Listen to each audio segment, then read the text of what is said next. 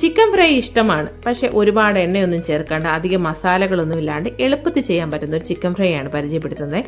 കുക്കറിലേക്ക് കഴുകി വൃത്തിയാക്കിയ ചിക്കനും ഉപ്പ്, മഞ്ഞൾപ്പൊടി, കുരുമുളക് പൊടി എല്ലാം കൂടെ ചേർത്തിട്ട് നല്ലപോലെ ഒന്ന് വേവിച്ചെടുക്കുക. ഒറ്റ വിസിലടിച്ചാൽ മതി.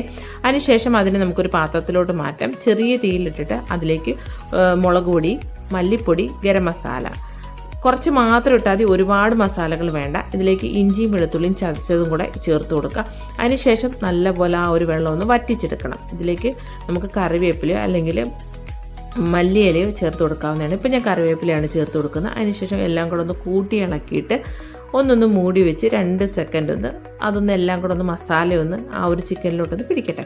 അത്ര മാത്രമേ ഉള്ളൂ. ഇതിലേക്ക് വേണമെങ്കിൽ മാത്രം 1 സ്പൂണ് ഓയിൽ ഒഴിക്കാം. ഞാനിപ്പോൾ 1 സ്പൂൺ ഓയിൽ ഒഴിച്ചിട്ടുണ്ട്, അത്രയേ ഉള്ളൂ. എന്നിട്ട് ആ ഒരു ചെറിയ തീയിൽ കിടന്നൊന്ന് ഫ്രൈ ആയി കിട്ടിയാൽ മാത്രം മതി. ഒരുപാട് എണ്ണ ഉപയോഗിക്കാത്തതുകൊണ്ട് തന്നെ ഏത് അസുഖക്കാർക്കും കഴിക്കാൻ പറ്റും. ഇതിന് ആ 1 സ്പൂൺ എണ്ണയുടെ പോലും ആവശ്യമില്ല.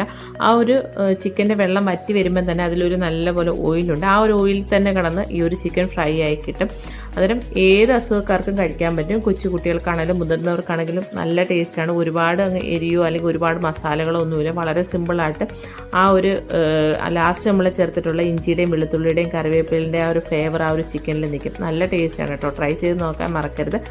അന്നേരം എപ്പോഴും പറയുന്ന പോലെ എല്ലാ കൂട്ടുകാർക്കും നല്ലൊരു ദിവസം ആശംസിക്കുന്നു. ഇനിയും നല്ല നല്ല വ്യത്യസ്തങ്ങളായിട്ടുള്ള വീഡിയോകളായിട്ട് നമുക്ക് കണ്ടുമുട്ടാം. അതുവരെ എല്ലാ കൂട്ടുകാർക്കും നന്ദി, നമസ്കാരം.